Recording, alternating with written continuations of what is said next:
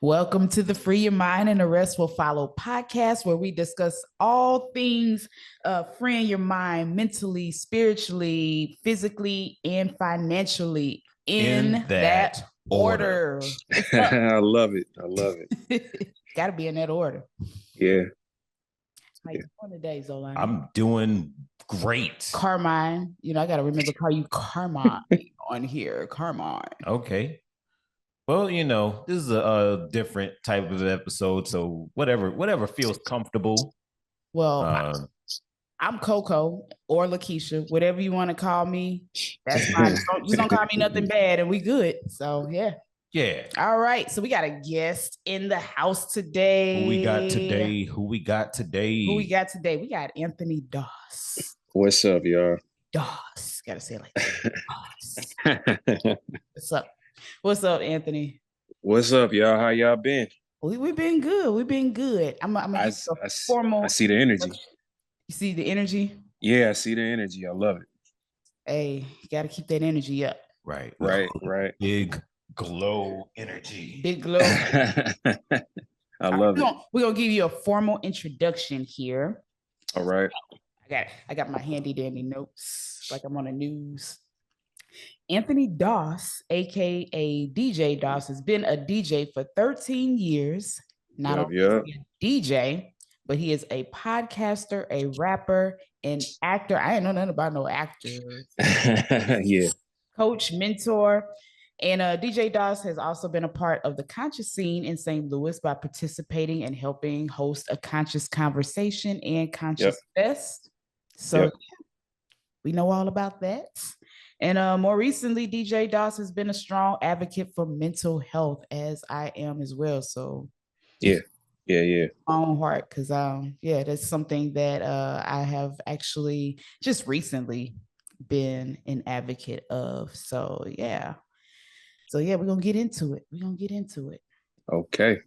All right. So first, before we do, we just gonna do a little bit of housekeeping. So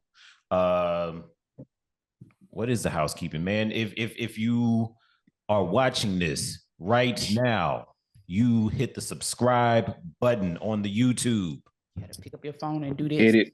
Subscribe right now. Tell your people about it. Tell your friends about it. Hit the like button, the thumbs up, whatever platform is on, because it might end up on more platforms than YouTube, but that's sharing the main platform. So make sure you share with everybody, and also hit that notification bell. Hit the notification bell. Whenever we got a new video coming, y'all will know. Hit the notification bell. Get the friggin' notifications. And that's what you do. All right, Mr. Anthony. So, I'm sorry. Let's have Zolani ask that. Well, all right. Tell the little bit. It's a blooper. Tell the audience a little bit about yourself and what your podcast is all about. All right. So, hello, audience. DJ Doss here, also known as Anthony Doss or just Doss. I don't even think I probably should just cut my first name because I don't think anybody really calls me Anthony at all. Maybe my coworkers at work. I've never called you Anthony, like, hey, Anthony. Right. My family calls me Tony. Actually, my best friend Latrice, her family calls me Anthony. So there's that name dropping. Let me not do that no more. But anyway, do you remember when you met my cousin and she kept calling you Dawson? It was at the vision board thing, right? She just wanted to call you. I'm like, that's not his name. She was like, well, I'm gonna call him Dawson. I'm like, she's like, because I think Doss is short for Dawson. I'm like, it's not even spelled like that. She was like, I'm just gonna call him Dawson. I'm like, okay, do you? So but to answer your question, a little bit about me. Like you heard, I've been a DJ for, is it really 13 years? Since 2009. We just gonna do that. I don't feel like doing the math. I've been a DJ since 2009. The story goes that I was helping host parties, and one night I showed up at this club. The owner paired me with another host, That host had his own DJ, but and I don't know if Zalani remembers this, but I kept saying the dude kept playing Kid Cudi day and night, over and over and over. And I finally went back there and was like, hey man, I got a couple songs I like to get off right quick. And so I played Coolin' by Shorty the Prince, and I believe Do Your Own by Louis V, and pretty much the rest is history. Been DJing since then, and my podcast is music centric, but it is basically kind of like what we're doing now. It's just a conversation. I kind of catch up with folks. We talk about whatever they got going on, and then I create a playlist for them on the spot. I've been doing that more so often now versus having the guests come on and create the playlist, because a lot of people are like, it's hard to come up with 4 songs. So at this point, I'm like, you know what? I got you, because I'm a DJ, and I am known to control the crowds pretty good. So yeah, I got you. You come on a playlist. You need a playlist. I got you. If you just need a playlist in general, I got you. So I like that. I like that. That's a word. That's a word. That, All right. definitely.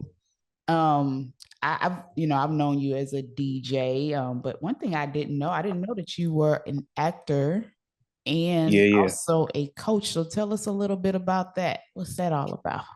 All right. So acting, I've been pretty much involved with it since I was in 3rd grade. There's periods in my life where I didn't do anything acting related, but I did Christmas plays, the school musicals, of course. That's pretty much how I got started. But what got me back into it was my friends. As everybody knows, I'm a part of West End, and one of the members wrote a play, and that play was called Twisted. My original part was just one line, and I was supposed to play the principal in the play. And so the person that they had for another role kept missing practice. Well, I did so well at practice and rehearsal that they gave me his part. And basically all I had to do was just repeat my I was one of the antagonists, so I had to repeat the other antagonist's lines. But I did it so funny that they gave me the role. So we did Twisted. We did like a high school tour here in St. Louis. So we didn't get a chance to go to Vashon, but we went to VAP, we went to Roosevelt. I don't think Beaumont was on there, but no, we did. We went to Beaumont too. We did about 4 or 5 high schools, and then we ended up going to Six Flags and performing it there for a group that had bought out the park for the day, or rented out the park for the day, and we performed for them. So that was pretty cool. Coaching wise, this is my 3rd season coaching. I coach football, boys and girls, and the girls are a lot more tougher than the boys. So I'm an O-line coach, but I mean, I'm more than that to some of the kids. Like sometimes they come and talk to me about whatever they've got going on in life. I've had kids whose parent had to move away for a few months, and he didn't take that too well. So me having to deal with the same thing growing up, except it was on a more permanent basis. I felt how I understood how he was feeling. So I just kind of, talked to him, told him he could reach out to me anytime. I mean, like your parent leaving, even if it's just for a few months, it's still rough, especially for a kid at that age, because all you know is mommy and daddy. You don't know anybody else that's gonna come in and try to help raise you. Right. But me being Coach Doss, like, I got you. That's a phrase and a word today. I got you. So all right. I got you. Yeah. He said it for me, y'all. And that's a word. And that's a word. That's a word. See, that I started a new thing on this version of the podcast. That's a word. All right. Never somebody say something that's a word, and that's a word. All right, we with it. I'm with it. I like everything that you said. I think that everybody needs a coach or a mentor, even us adults, we all need that guidance, that we, may not have, and not to say anything about, our parents, but it just takes a village, to, for all of us, not even just to raise a child, but it takes a village just to, take care of each other. So I really admire you doing that, and keep going with that. That's a good thing. Oh, for sure. Yeah. Always. All right.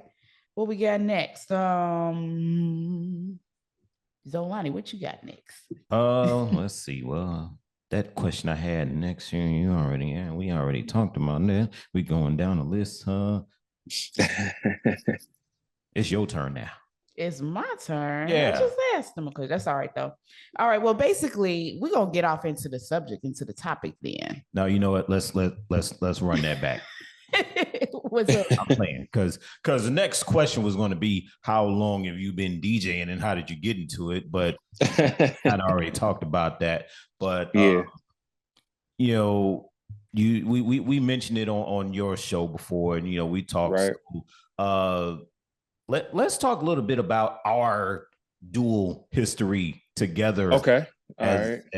As a DJ. I know you said many times that you've seen me in our younger days and whatnot, and we crossed paths a lot, and like I don't even know exactly how we got cool. We was just cool. We just following each other. Yeah. Like I don't like sometimes people like, hey, what's that moment? Like I don't remember an exact moment, but I do remember like some of the things that you bring up, and like, okay, I remember that. That was it was wild. So we met at and I didn't know this was a national thing, but we met. The Omega Psi Phi fraternity has a little brother organization called the Omega Squires, and that's how me and DJ Zolani met. And at the time, he was going by DJ Twist. History, y'all.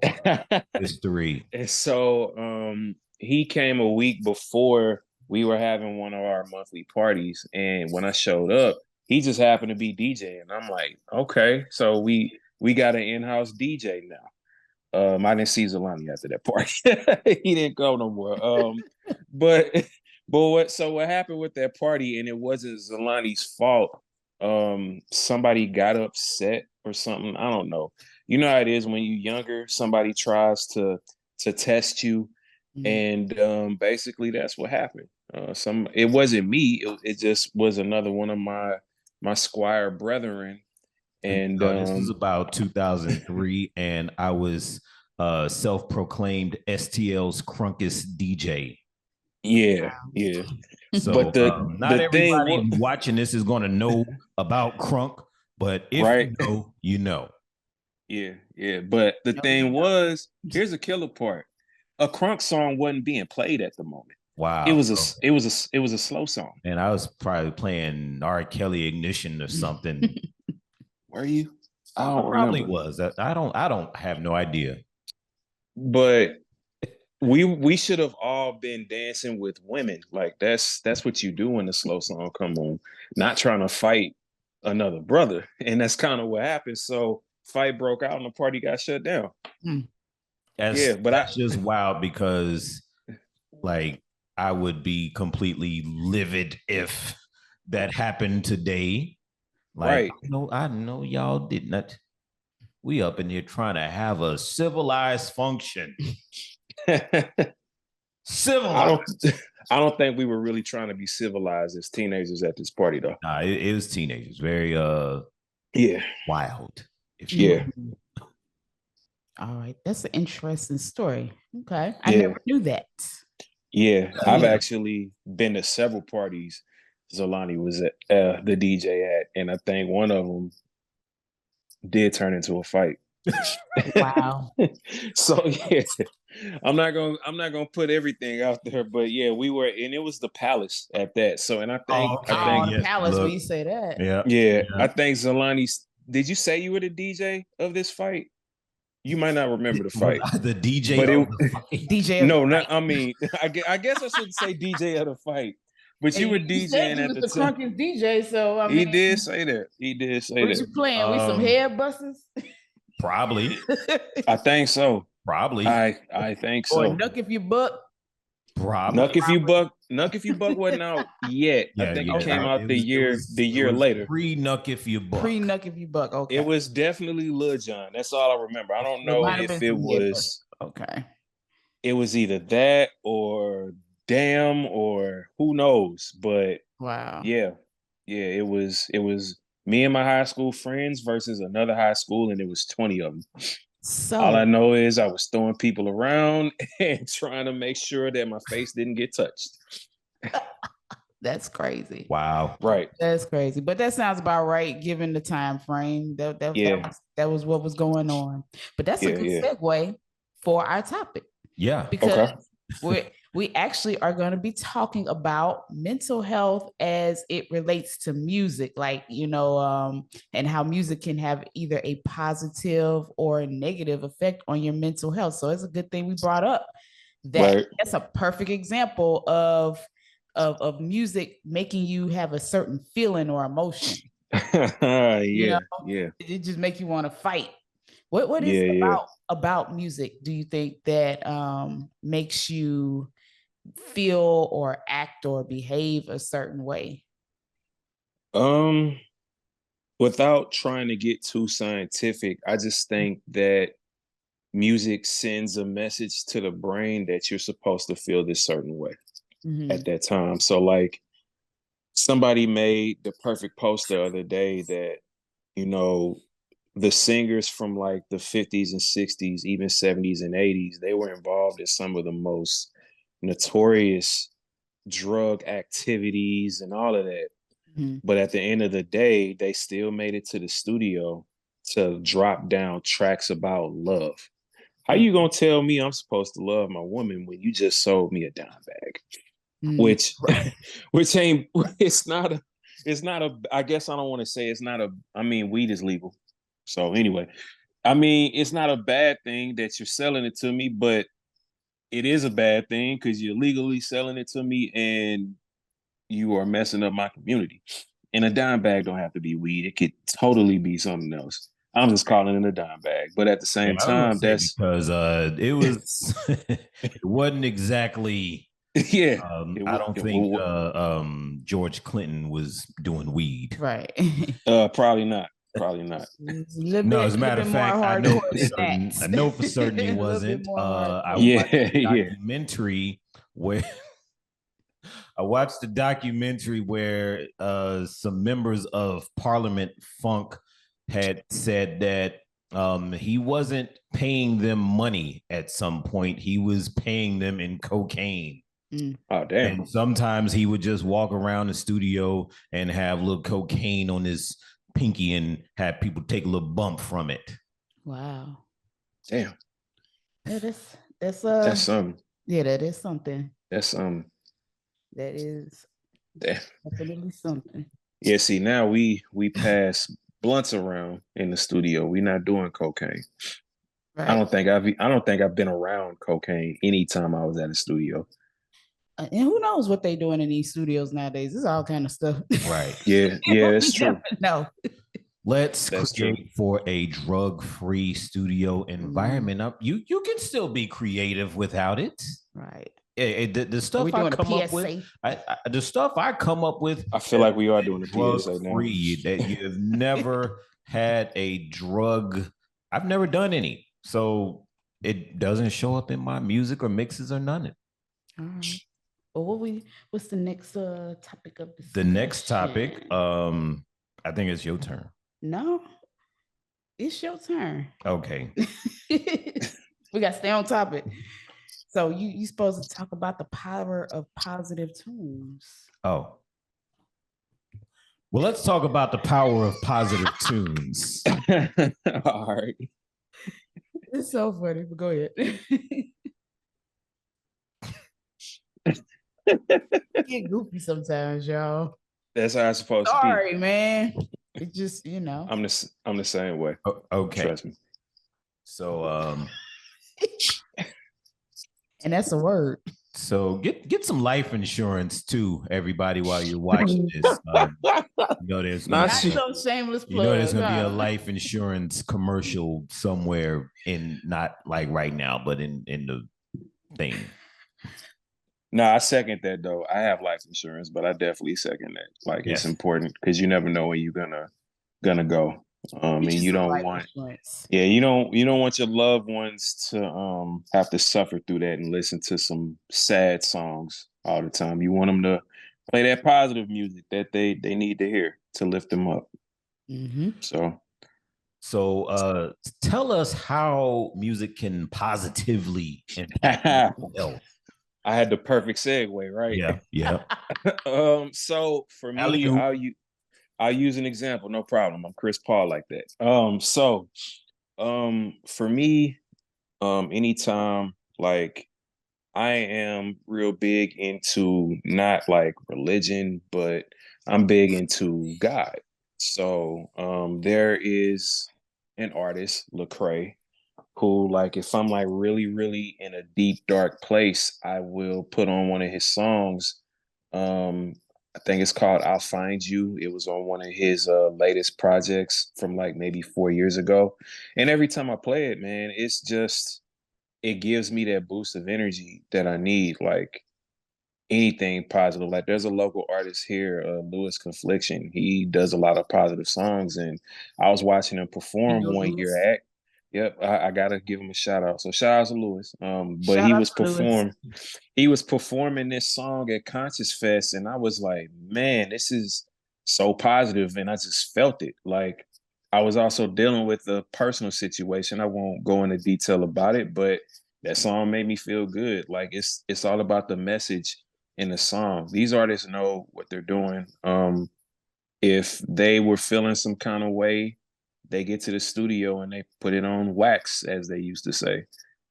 If you are happy, you gonna hear it in a song. If you're sad, you definitely finna hear it in a song. Or if you're trying to turn up or do some drugs, you gonna hear it in the song. So yeah, a lot of positive music. It has helped with my mental health journey a lot. I'll just put it like that. Okay.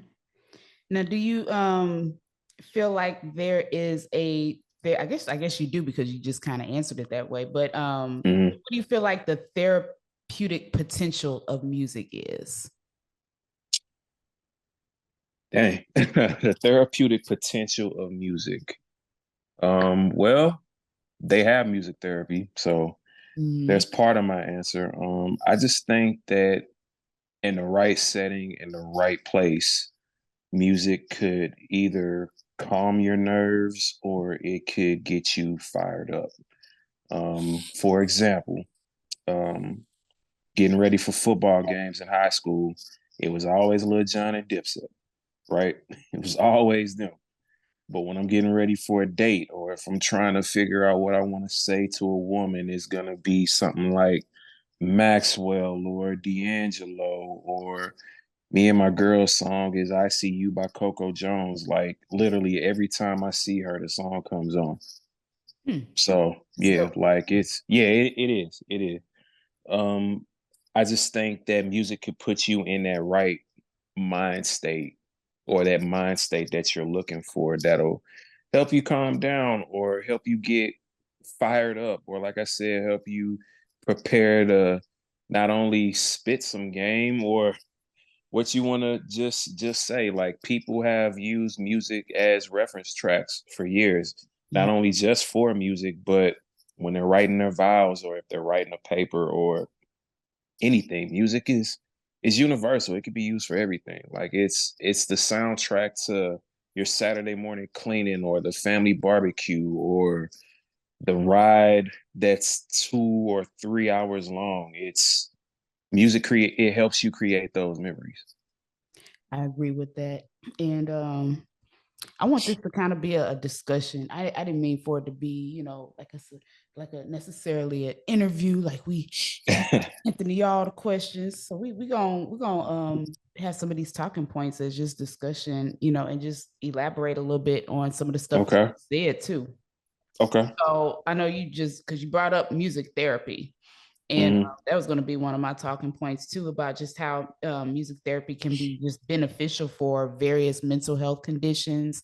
Right. You think about like, I was diagnosed with ADHD, and anxiety and depression. Mm-hmm. I know as far as the ADHD is concerned, sometimes like when I'm at work, because it can be hard for me to like keep focused on things. And, Right. the least thing can distract me. So Right. sometimes I like to just turn on real low, like maybe some jazz music or maybe even some classical music, but anything that just kind of calms everything down, because my job is kind of high strung and high pace.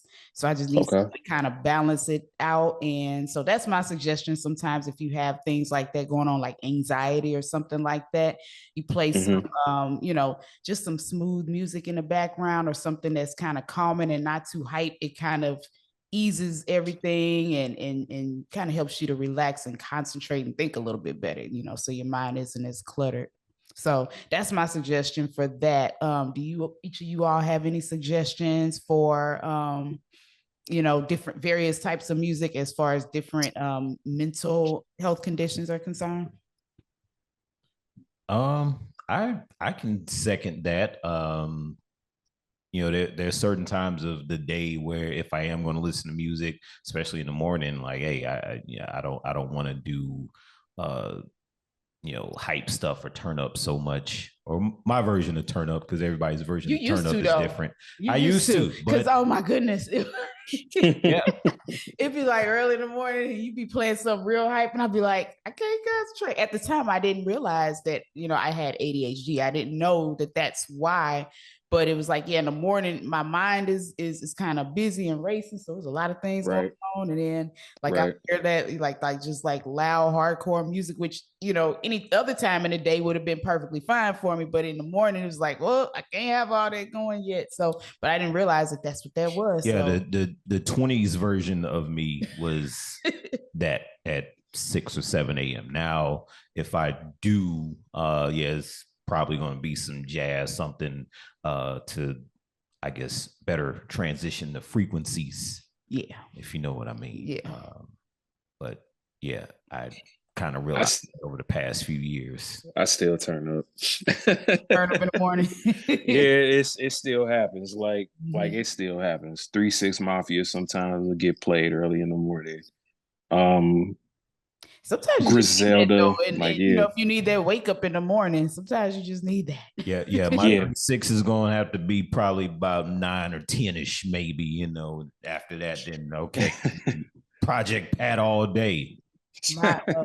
Let's see. For me, it'd probably be like in the afternoon, like right after work. Then I'm good. I'm ready to go. Yeah. Yeah. Well, I mean, with my work schedule and my work position, like I would play when we would have them like do activities. I would play like lo-fi. So that's like a jazz hip hop type ordeal, and it puts the person that I'm training in a mood to like really use their brain and think about what they want to write down on their piece of paper. Like I'm never playing something that's going to break the concentration when I'm in that environment. But on the way to work, yeah, because at that time I was waking up super, super early. So I needed something to wake me up. Or I will listen to sports because as Alani knows, I'm really, really deep into basketball, all things sports. So yeah. Okay. Yeah, we got some similar philosophies around sports. Yeah, we do. I think we do, Yeah. All right. So about it much lately, but we haven't. Yeah. We have not. I think we both agreed that we think Michael Jordan is the GOAT. Yeah.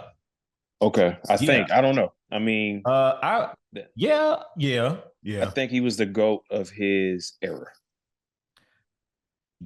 I think we turned this into sports. I love it. We did.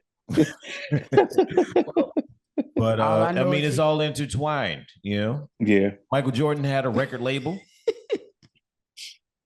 Wait, did he? Yeah. I didn't know nothing about that. I didn't know that either. Michael Jordan, I believe, is well, you remember Wayman Tisdale. Yeah. So he kind of helped him launch his music career. Okay. And I do believe he kind of helped Jill Scott. Wait a minute, Jordan? I think so. Wait, man. I don't know. I think she had something to do with Hidden Beach. I think that was his record label. Yeah, her. Okay. That's what that was. Well, that's not her. She's not on Hidden Beach anymore, but she was. But at some point, they were intertwined. So okay. Yeah, see? Sports and music. But I have no problem putting Michael Jordan up there as the GOAT.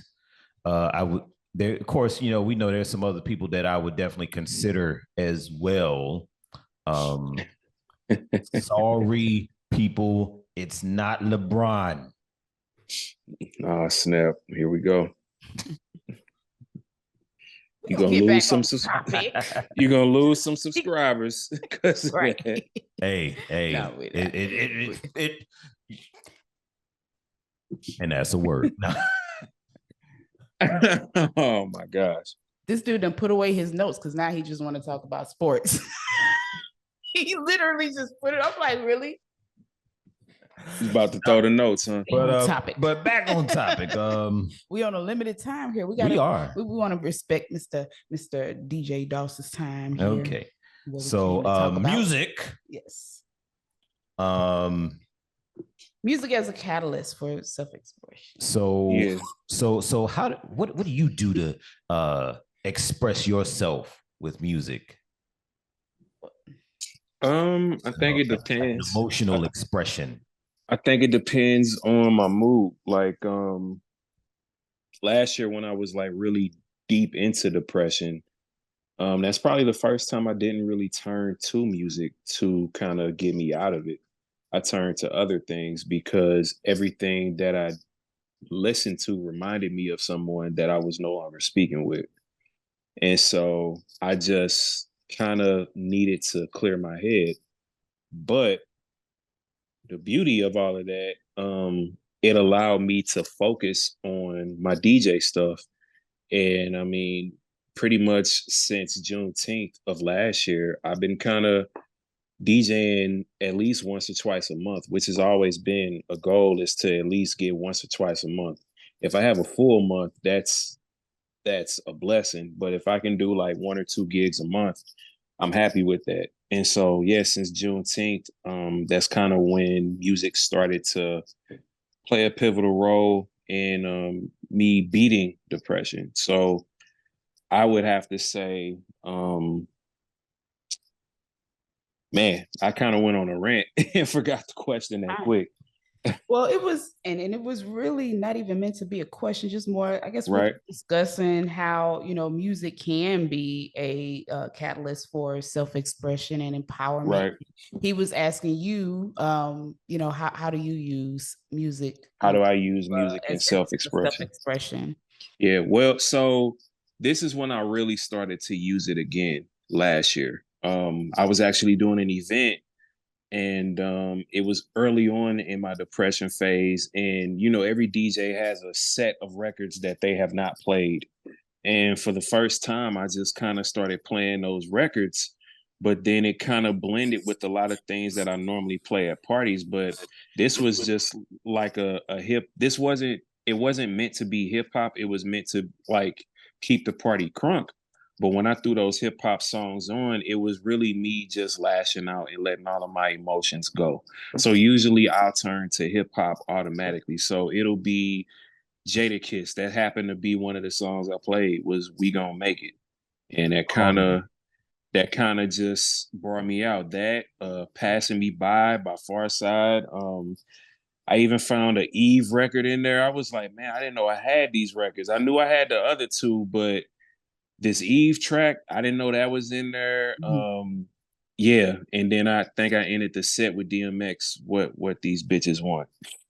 All right. So you can see where my mind was at that time. So I usually turn to hip hop. Like hip hop has always been it is kind of secondary love to R&B, but at the time I couldn't really vibe with R&B because it made me think of someone.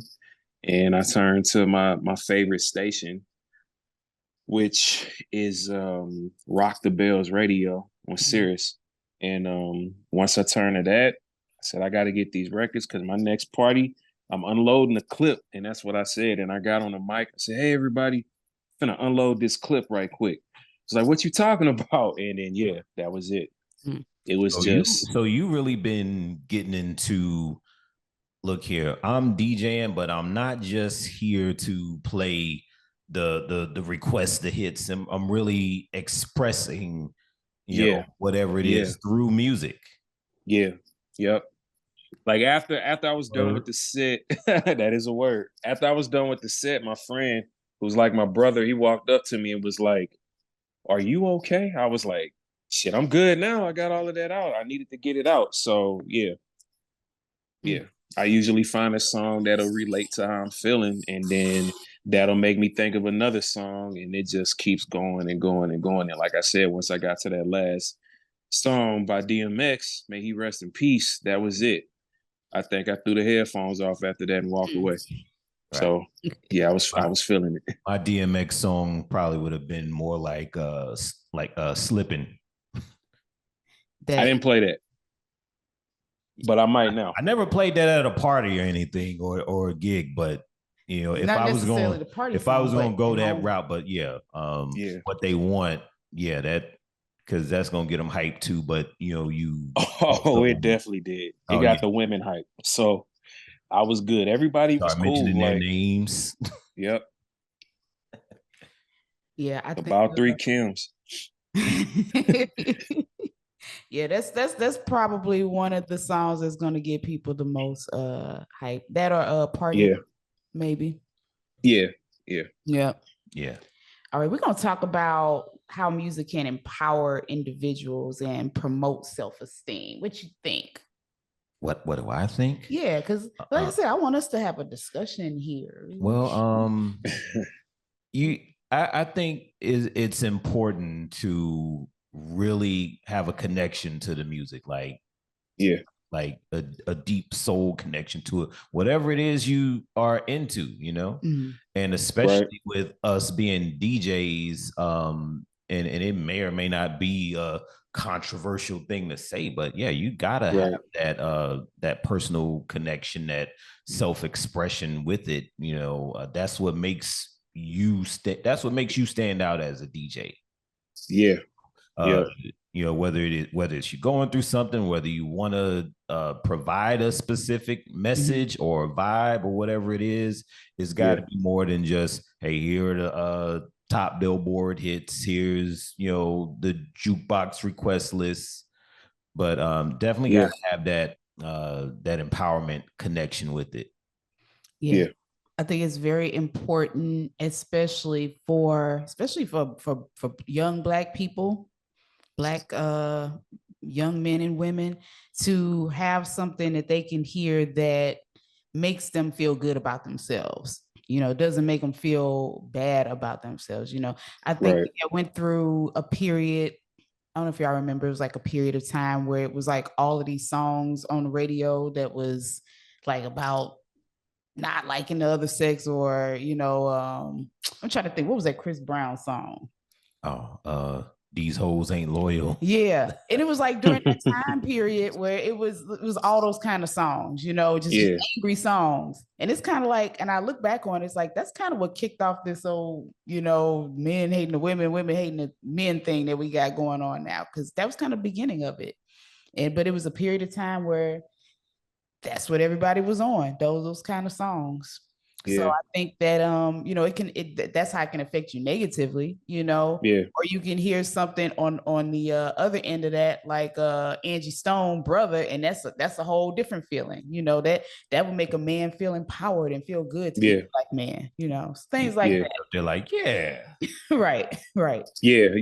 So like I want to, as soon as you mentioned or brought up the talking point, I immediately thought of my goddaughter, who she's in gymnastics, and one of her favorite songs, I don't know the exact name of it, but it goes, it's that I got the eye of the tiger and you're gonna hear me roar, that song. Like Katy Perry. Yeah, she'll be standing there, and as soon as it comes on and she knows she's about to put her best performance on as far as gymnastic goes, soon as that song kicks off, she's zoned out. Like you can see that she's automatically zoned out. And like she hears nothing but those words. And yeah, she gets out there and it's a wrap.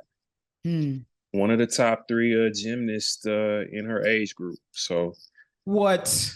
That's yes. what's up. Say it again. Say it again. I said one of the top 3, actually, if not the top in her age group. She's only 8, just turned 8. So that's what's up. Yeah. What's up? That's something to be very proud of. She should be very proud of herself as well. She is, but she walks around like this is what she does. So she knows when it's just second nature. She like, I don't even know why all these people, like what are you clapping for? I do this. Right. Like I do this. I like it. I love it. So let me ask y'all then, both of y'all, what is a song that makes you feel good about yourself that you can think of? What's a song that makes you proud of who you are? I already got it. Check Me Out by Nipsey Hussle. Check Me Out by Nipsey Hussle. Okay. I'll have to check that song out. It's on the I forgot the name that quick. Crenshaw mixtape. Okay. It's on that. It's one of his top selling mixtapes. I think it's the top selling mixtape he got. So all right. You know what? I never do well when people ask me about a specific song. Yeah, I know. But I mean, yeah, there's definitely songs out there that, it does make me feel good about myself or situation. Certain type of artists that'll put you there, some of them are well known, some of them are known within their fan bases. Like, hey, if you know, if you know Denzel Curry, then you know. Yeah. Well, I guess I'm gonna say mine in. Well, okay, I have a recent one. This was because, as most people who know me know, I had recently cut off my locks, combed them out, and cut them off. And during that time that I was doing that and I was making that transition, the song "I Am Not My Hair," that's a song that actually helped me to make my decision to do it. Because it was a long thought process that came along with all that, and I had to really, weigh it out and see if that was something that I, really, really, truly wanted to do. And that song that it actually brought me over the hill of the decision making process. So I would say that's an example of a song that made me feel good about myself and decisions that I was making and things like that. So yeah, you got that. Now, as far as songs that just make me feel good, like one of my favorite artists that I didn't get to see yesterday, who was here, Janet Jackson, but man, anything that she does, I don't know, she just always makes me get a good feeling. Like there's some people that they're just like that, like you can't help but to feel good or happy, when you hear them or see them, and that's one of those people. That's why I like her so much. So that's mine. Any others for either one of y'all? Victory Lap. Nipsey Hussle again. Nipsey Hussle again. Yeah. Usually, so I relate to Nipsey a lot because when I was like really diagnosed with depression, it's only been like 5 years officially. But that was around the time I was like really listening to him heavily. So Victory Lap, Hustle and Motivate, Check Me Out, All Get Right. So yeah, those are the songs. But that Victory Lap, it made me feel like I had defeated something. And I like played it for the first time. Once I realized I felt like myself again, I had a little victory lap. So I got one more. And then it just escaped me. Oh, Toby and Wigway. Of course. So some of his older stuff would always like just make me feel just hyped and just ready to go and accomplish whatever it was I wanted to do. One of them was Out the Mud. Yeah. That one, I think that one was that's probably the main one, because it makes you feel good about getting it out the mud. Basically everything of his up and through 4 originals. Yeah. I think that's just like prime. I think that's the classic content of Toby. I mean, he still got great stuff now and making great moves, but I think every artist kind of has that, that time period of theirs where it's just super top magical. Yeah. Right. And kind of it is like, hey, that's kind of before everybody really got on them, Yeah. The core audience. So yeah, that one. I know one for you. You know one for me. Yeah, you said you couldn't think off the top of your head. Okay. But you love win. Oh, J-Rock. That's the one right there. Yeah. J-Rock got some cuts too. Yeah. Because I was gonna say Kendrick. I mean, he's on that song anyway, but shout out to Black Hippie. But whenever I'm feeling like I accomplished something, that's my go-to. Yeah. That is your go-to. See, you got one. Yeah, I got a lot. It's just hard to really think of them. Yeah, it's always hard to name one. The music is so much of a dynamic range of what I would to or go to. Of course, it's probably 70-80% hip hop, but or even alternative hip hop. It's interesting what some of these folks are doing these days. Like, they can be on some hardcore gangster, or the next song they can be singing a love song, Jid. Like, okay, this is the same dude. All right. Yeah, Jid Cole. Versatility. Well-rounded. Before we go on to a little bit more into this, we gotta do that midpoint housekeeping, and then there might be some commercial footage or whatever, But if you are watching, listening, however you are consuming this podcast, if you are enjoying it, you make sure you hit the thumbs up, like it, love it, share it. Like, tell people about it. Don't be selfish with the show. Tell people about it. Don't be a gatekeeper. Tell people about it. Tell people about life insurance too. And another not so shameless. Yeah, plug. Tell people about it. If you want to be on the show, tell us about it. We want to have you on the show. If you got a show and you want us on it, then tell us about it. We are sharing the wealth. If you got an event or anything like that coming up, anything you want to promote. Right. We got you. We got you.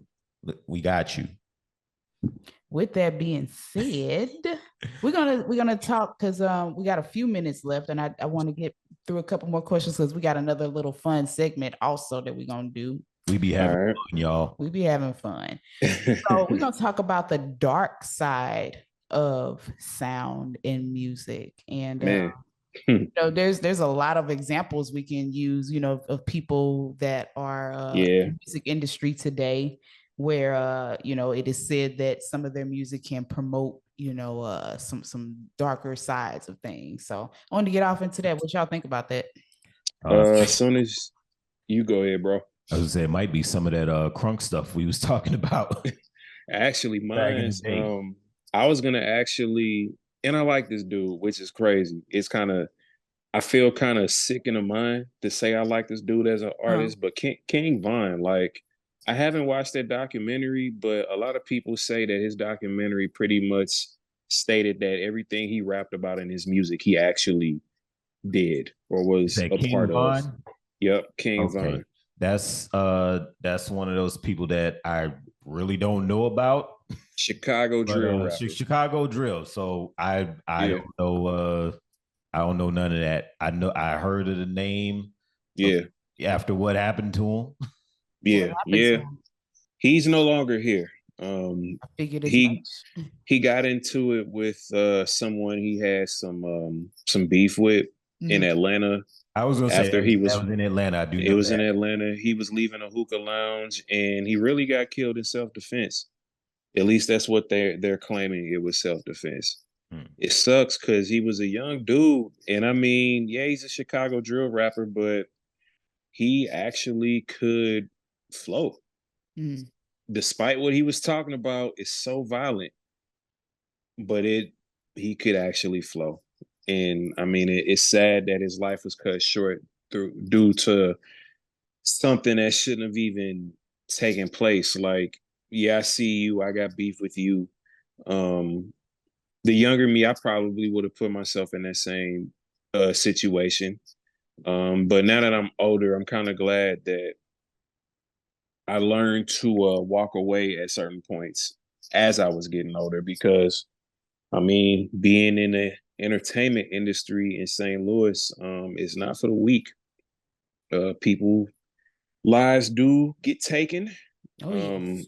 And I mean, it wasn't as relevant back then as it is now, because I mean, the violence in St. Louis just grows every day. But at the same token, I'm just glad that I'm in a older generation now, to where a lot of my peers that are still doing music heavily, they've decided that, you know, some things are just not worth it. I mean, catch you some other time when you by yourself and it's just fists. Mm-hmm. Right. Then we can talk it settle out. Yeah. If it's even if it was even that big of a deal, okay, let's talk it out. You know, Right. people want to do that anymore. And I thing I that, do. you know, what I thought about when you mentioned the likes of King Von and so many of these other, especially the drill type rappers or the trap rappers, or Right. you know, whichever those subgenres, is that it made me think again about the whole life insurance thing. Of course, Right. It is very much believed, and in some cases proven, that these record labels, especially these artists are signing these 360 deals, they own pretty much everything about those artists, including their life insurance policies. Wow. Yeah. So, and they're putting big life insurance policies, because it's business life insurance. You have whatever rapper that is that's bringing in income for that record label, they're now considered a key employee or key officer, but basically they're keeping that record label afloat. So these record labels do have control of those life insurance policies. The artists kind of sign those away. So you told me, I think the other day, that that's why they purposely pick certain people to be their artists. They purposely pick artists who talk about and involve themselves in violence. Yeah. And I believe that. And you got to think about it like this: they got a $10 to $15 million policy on that artist if they purposely pick that person because they know that eventually, right? And they put them on every artist that's on those labels, but it's just okay. One artist gets killed, and it pays for everybody. Yeah, it's a very sick and morbid kind of thing, but it does exist. But now there's another artist I thought about too when you mentioned that. I don't even know if I'm saying his name right. Is it Mo3 Mo3? Okay, because of course, you know, he was from Dallas, so of course they played his song on the radio a lot here, his stuff on the radio, right. And there was the Ain't Scared to Come Outside song. I don't know the name of it. Yeah, that's it. I think it's called Outside. And I was like, yo, this song is super dark and super prophetic, because he was rap singing about making other, you know, his ops making their children fatherless. And somebody made his children fatherless. That's crazy. Like, so it gets pretty dark. All right. We have a few minutes left because we have to stay on track today. We actually got 2 podcasts to record. So busy. Yeah. Well, that's a good thing, I guess. Yeah, it is. It's a good thing. It is. I did want to bring up this one last topic about, because I guess we almost got into it, about music and addiction. So do you think that there is a a relationship between music and addiction and Oh yeah. Okay. Yeah, So for sure. explain. So I say that because, and I'll use an example, and I don't know if this is a true example, but there's an article where they were talking about how Future rapped a lot about doing lean. And he was in the studio with somebody one day, and dude pulled out his cup and got ready to drink lean. And Future was like, "What are you doing?" And dude was like, "Well, you don't do lean?" The article says he said no. Mm-hmm. But like stuff like that, I mean, like people are listening to these artists glorify it, and it's like, well, if he do it, then shoot, I kind of want to try it out and Right. see how it feels. First And person, first person I think of is Lil Wayne when I think of that. I thought about that too. Mm-hmm. Hey, those are two artists, probably even more Future, where it's like every song you talk about either Dirty Sprite, lean or if I saw this yesterday because I was doing some lift last night. If Future is on somebody's song, it's called the toxic version. damn, I didn't know that.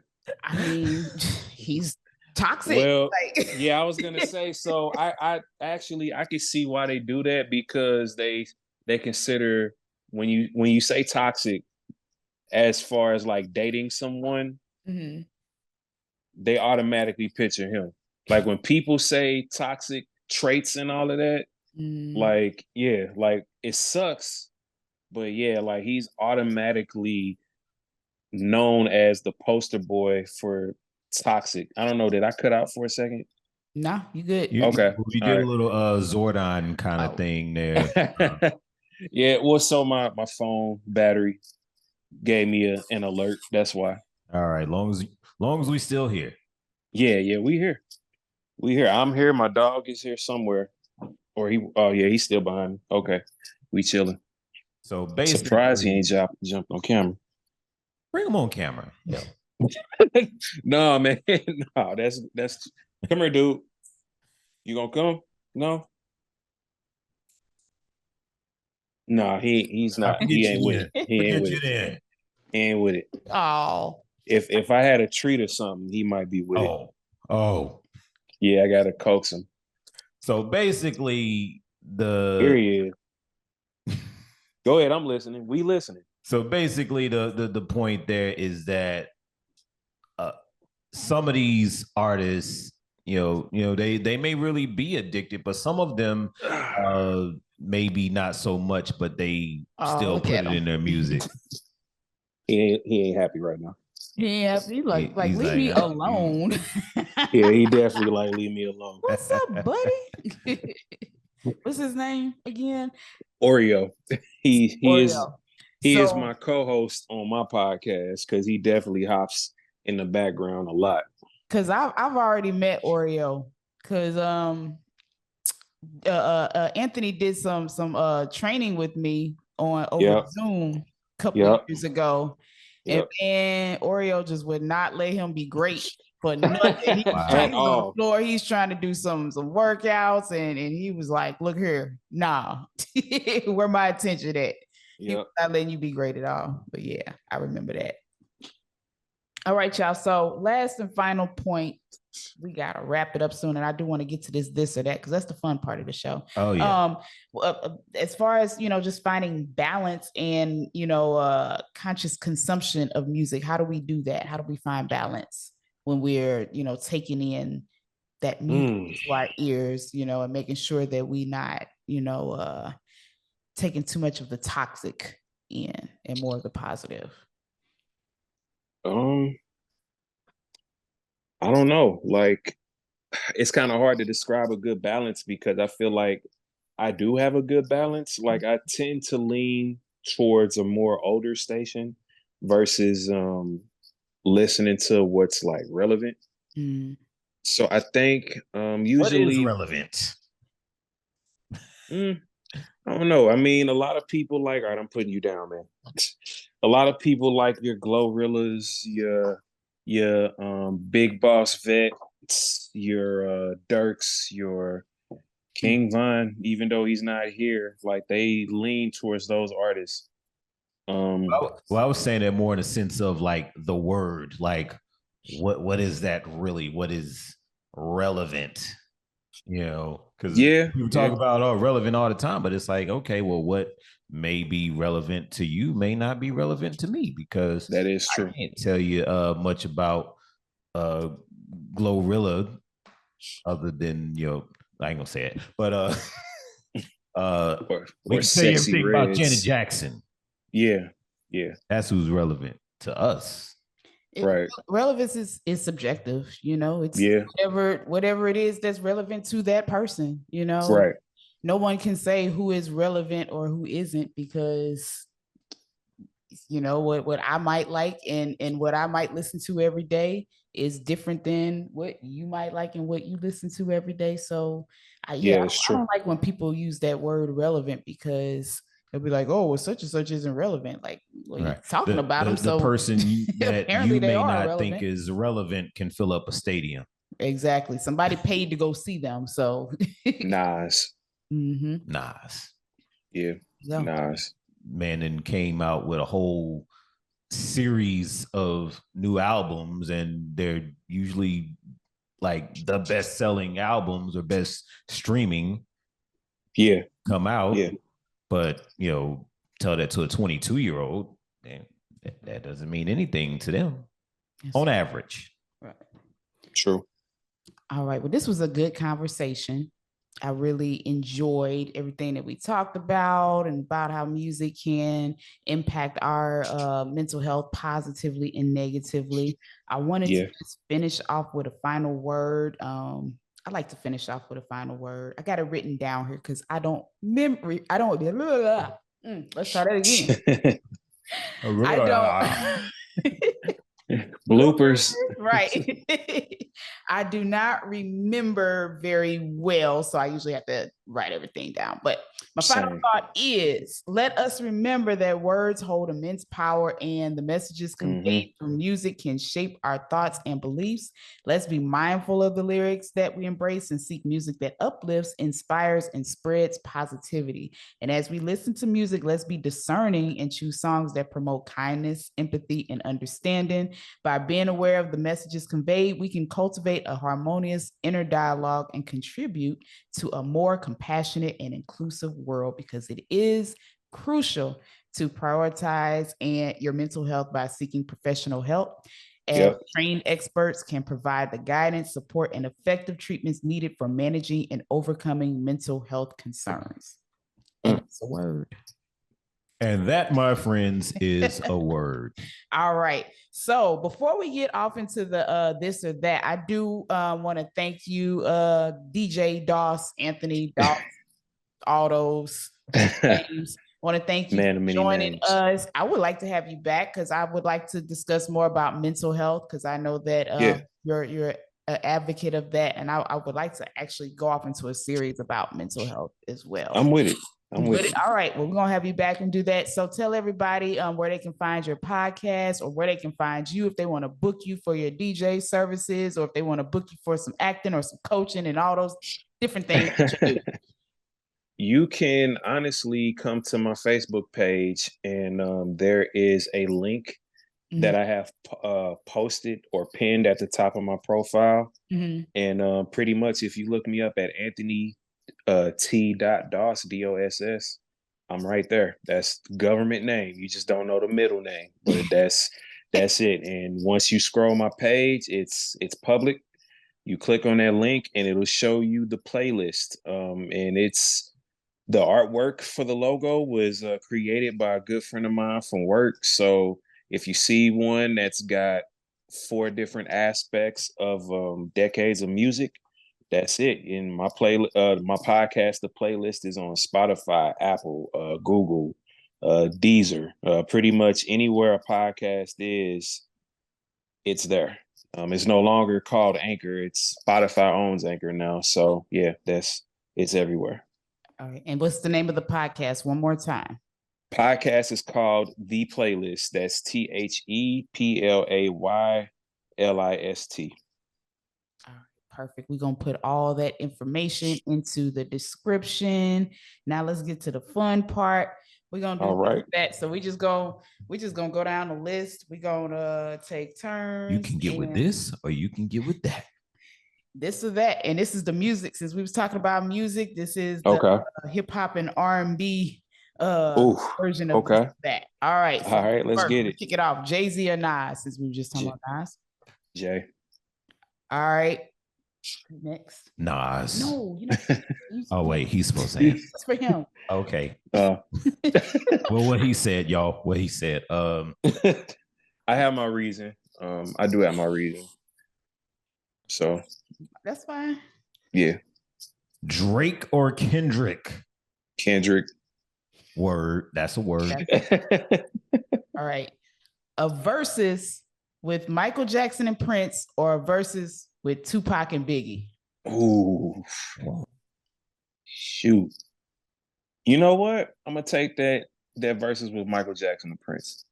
All right. Legendary. Because it's gonna that's why. It would be such a show. Big catalog. Jeez. Yeah. Prince didn't stop making music. Right. So he's got about 40 albums. Yeah, like 40 at least. And there's also a lot of unreleased stuff from Michael Jackson as well. So yeah, it would go on and on. Yeah. All right. Now this is this is shout out to my tribute mix that I made a couple years ago. I thought of it. Go ahead. But Outkast or Wu-Tang? Oh man, you know what? We're not doing that one. We're not doing that. And if we really do it in the spirit of the mix that I made, it was more of a Dungeon Family versus Wu-Tang. This hard, man, because I've probably listened to Outkast more, but now that I'm older, Wu-Tang Clan ain't nothing to fuck with. So it's kind of hard to it's hard, man. You know what? I'm gonna go Wu-Tang. You got Wu-Tang. All right. That hurts so much to say too, but I'm gonna go Wu-Tang. Salt and Pepper or JJ Fad? We're gonna go old school with that one. So it's either do I want to push it or do I want Supersonic? Basically. You know what? Taking myself out and taking my opinion out, I would say Salt and Pepper. Only because they have more than just a couple hits. That's true. That's I think that's why I would pick them, just because of that. Yeah, they got a catalog. Yeah, and see JJ Fad. First thing I thought of was Supersonic, and then I was like, I know there's something else, and I've heard it. I just can't think of the name of it. But with Salt and Pepper, you got What a Man, Push It. We can go on and on. Yeah. And they still doing their thing. Yeah. So yeah. Well, I will say, because I do know JJ Fad, they still tour too. So I won't take that away from them. But yeah. All right, what's next? Oh, this is dancing for this one, just to let you know. Okay, dancing. Yeah. Dancing on the show. Michael Jackson or Hammer? Mike. He said Mike, without a doubt. Yeah, Mike, yeah. Because he I watched that This Is It special where he was just gonna be singing in the concert, and he had his backup dancers, and there was moves that they couldn't hit, and he got frustrated with them and was like, you know what? This is how you do it. And he got out there and showed them how to do it, but then he put on a whole performance for another 10 minutes. Wow. At 50. Yeah, Mike. That's I like him. I like Hammer, but yeah, Mike. Hammer, just don't come after me, because I know you got them ties. Hey. Right. You don't want to mess with Hammer. Yeah. That's what people don't understand. Yes. We heard things, but we heard some things. It's oh yeah, that's why I said that. Just don't come after me. Let me live. All right. Okay, I got the next one. Beat Street or Breaking or Crush Groove. Crush Groove. Right into it. Right. Crush Groove is like one of my favorite movies. More than the up. Well, I don't know. I seen Beat Street a lot too. So I've seen Crush Groove the most out of those three. I think I have too, because I actually had Crush Groove. So same. Yeah. I think I've seen Beat Street more than any of them. Then probably Crush Groove and then Is Breaking. Working. That's my favorite part. Crush Groove made me love Sabaro. So yeah. Really? Yeah. Oh, you can eat right. Yeah. Crush Groove made me truly a fan of Sheila E. I was like a super fan from that movie. So yeah, that too. Like the coolest thing ever. I had a crush on her. Literally. I'm sure you did. All the guys did. Who didn't? And then LL, that was his break. That was like that's what made me really like LL, because he walked in that office and was like, box, tape, right. So yeah, right. Jam Master Jay was about to up Blicky on him. yeah. What you got next? I don't know. I want to jump around a little bit. No, we're gonna go in order. Are we going in order? So okay. She told you. So we don't mess up nothing and forget nothing. Janet or Beyonce? You already know what I think. Janet. I think that's I ain't even finished the E off of Beyonce. My man said Janet. I like Beyonce, I do, but Janet, I mean, Janet walked so Beyonce could have a homecoming. So I know that's right. That's a word. And that's a word. Yeah.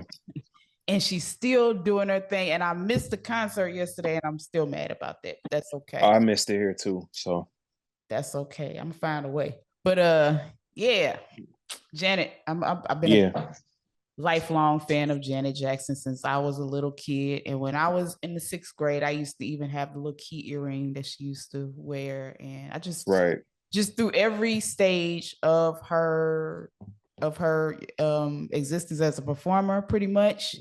Before I was born, I've been a Janet fan, even back to when she was Penny on Good Times. So yeah, I was just thinking about that. All throughout this.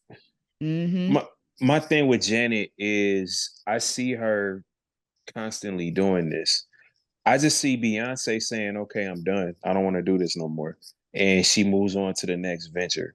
And that's not a knock on her, because she's earned that right. I just feel like Beyonce is just this unattainable concert, whereas Janet, she still makes it to where you can come see her perform.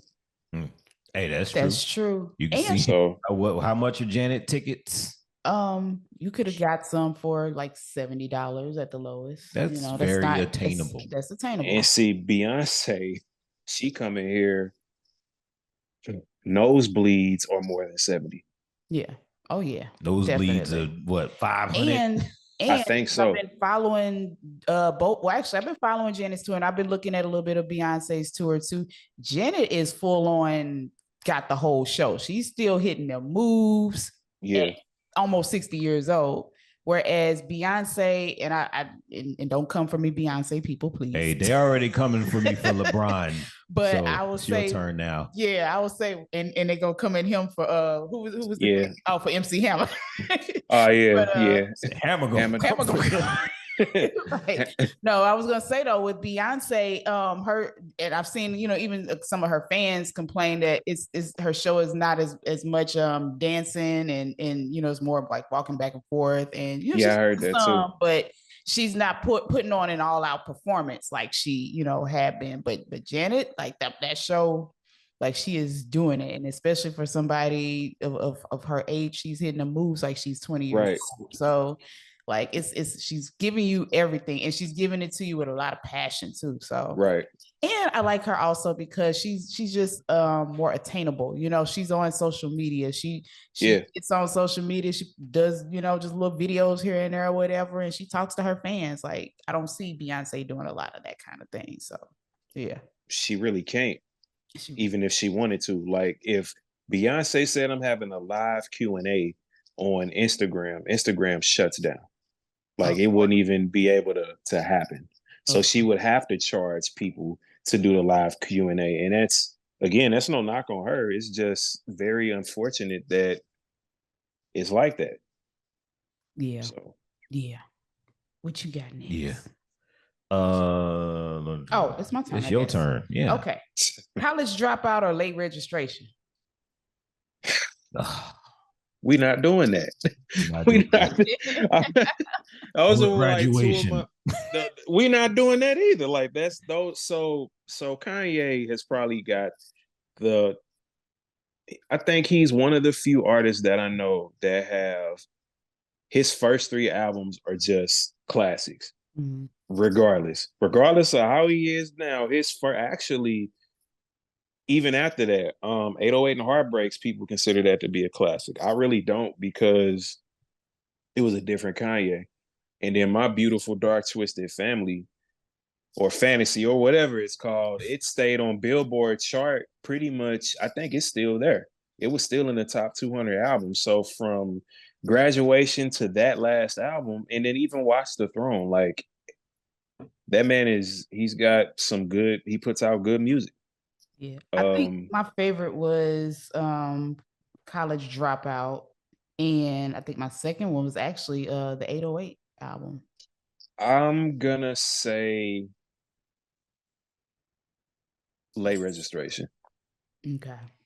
Only because it's an album that I expected it to be similar to Graduation, but it is like, all right, I'm at the plus. I could like it. I can relate to it because I always registered late. So yeah,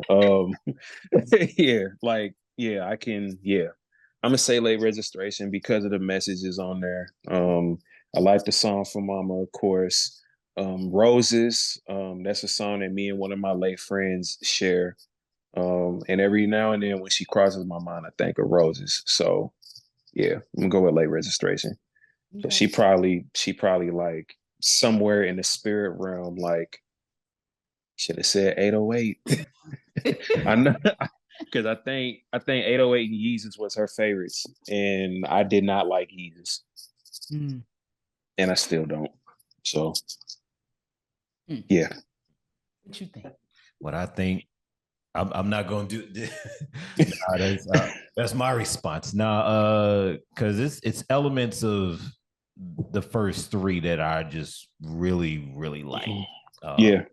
That can be Get 'Em High. That Get 'Em High is dope. Champion. It can be Wonder.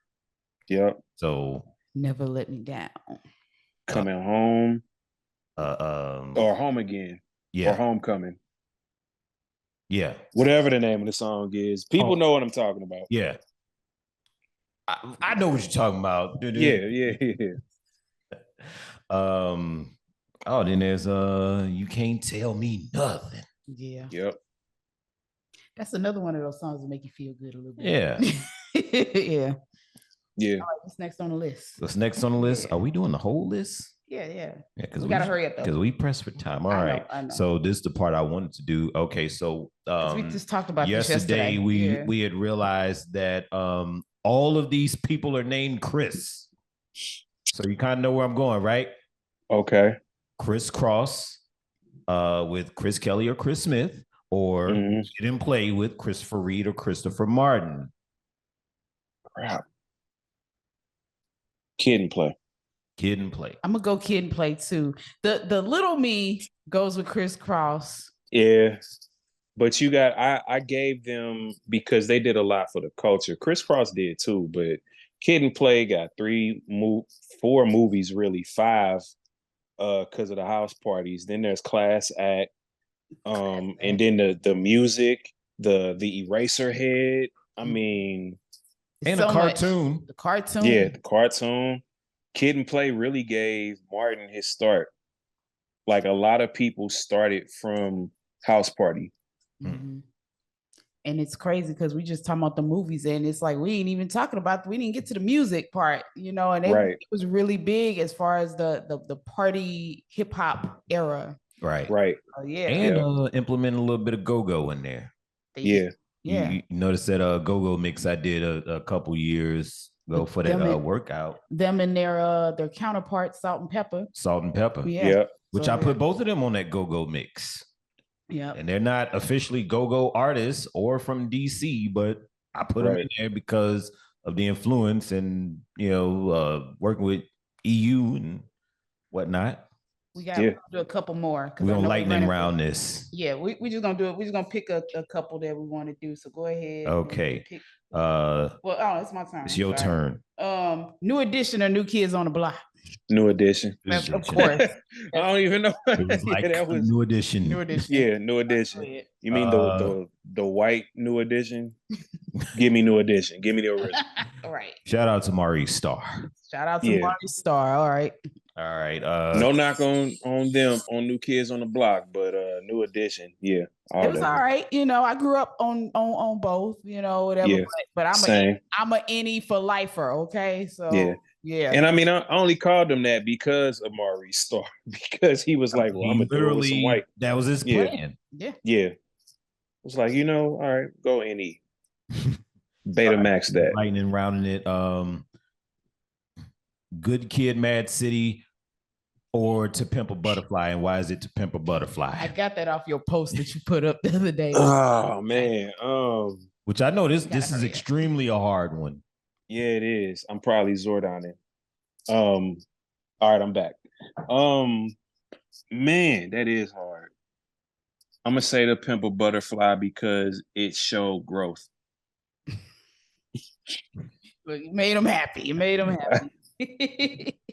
like Good it Kid all. Mad. Good Kid, Mad City is more of a club album, which it doesn't even have club vibes, but you can play more songs off of there in the club versus To Pimp a Butterfly. To Pimp a Butterfly, you have to be in a setting where you're sitting down and you're like, damn, did he say that?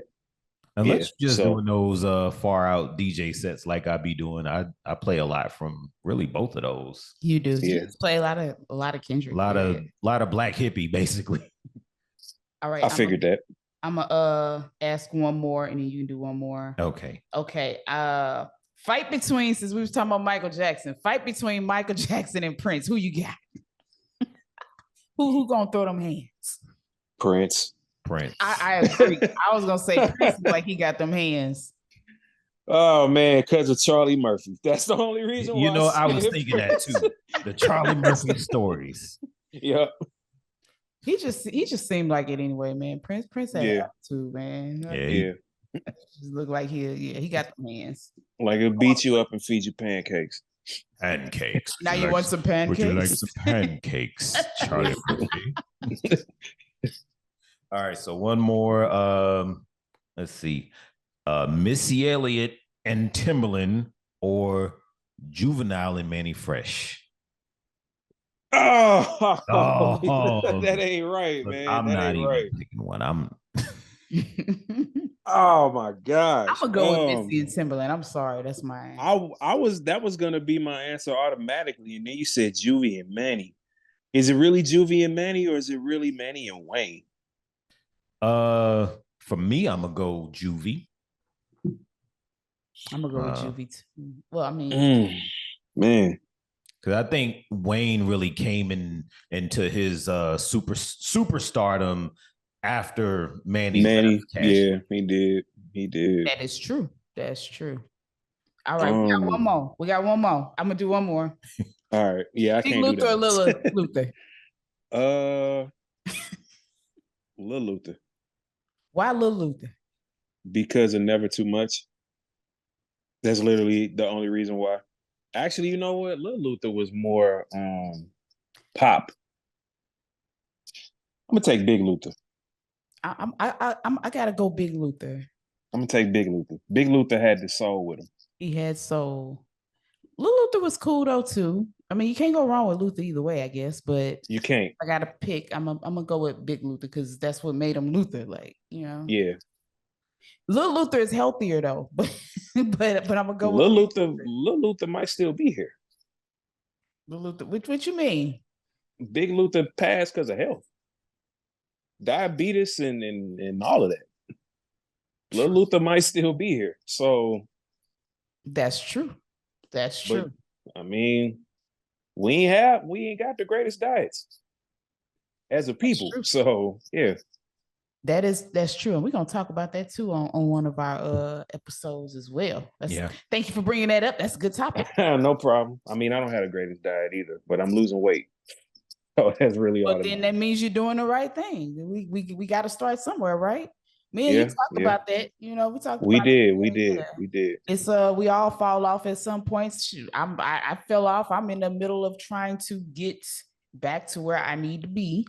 And which I'm doing good. But yeah, it happens to the best of us. But as long as you pick up and keep moving, then that's what's up. That's a good thing. But on that note, we are again very thankful for you coming and sitting and talking with us. And no problem.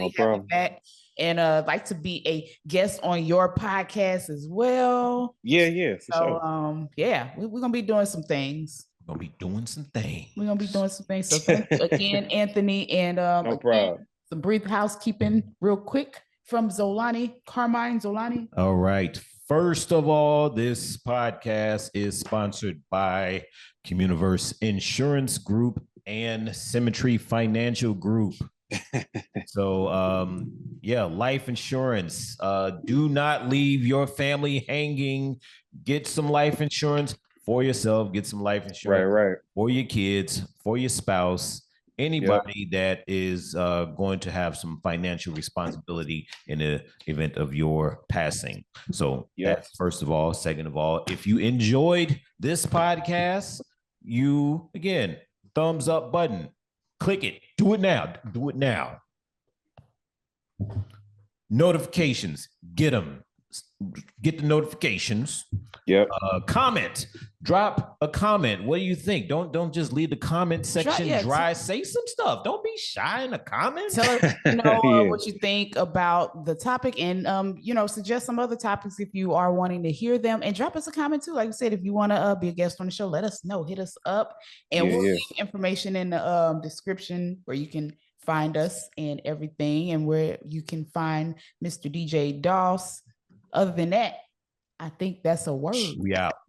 We out. Peace. Doses.